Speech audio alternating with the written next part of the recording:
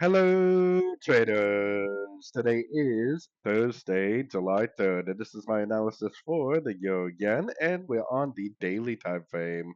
So the Euro Yen, my next target is still the 78%, which is right around the 171 area. But I do think there is a possibility we're due for a pullback because it really looks like it's making like almost like an ending diagonal type thing, especially on like the 4 hour, 1 hour.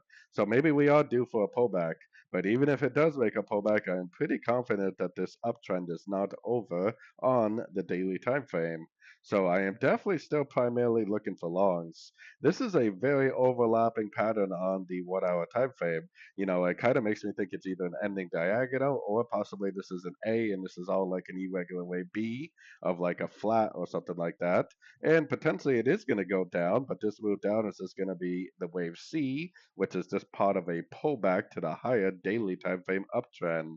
I personally am going to be waiting for long opportunities because the daily, weekly, and monthly is up.